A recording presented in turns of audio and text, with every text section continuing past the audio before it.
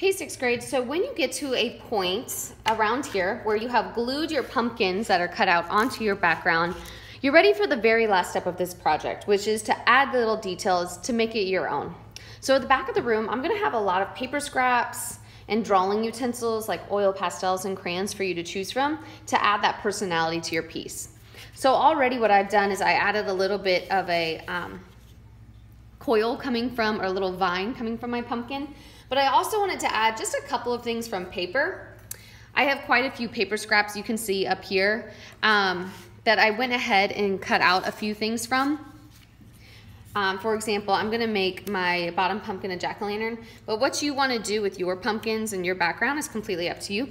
If you would like to add leaves, if you would like to add some kind of skeleton in the background, if you want to add just a foreground so your pumpkins look more grounded, that's completely up to you.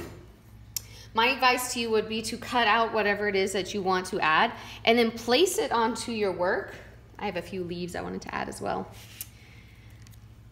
Before you glue it down, just so you know what it's gonna look like before you finish off.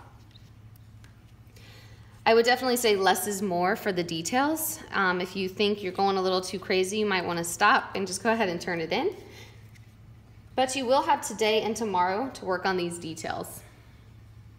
So I think I'm going to add a few more leaves, but I'll show you this in time lapse so you can get a better understanding of how mine will look at the end.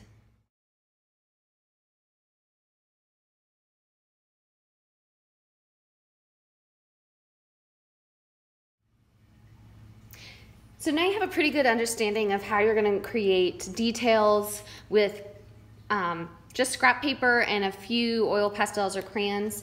I didn't want to go too crazy on mine because I really like the simplicity of the design. I think I might add a few more green leaves and then call it a day.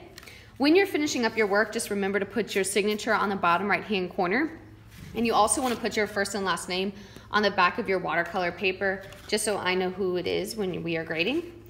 Hopefully these will be up in time for when you come back from fall break. Otherwise, have fun, stay clean and neat, and make sure you put all your materials back when you are finished.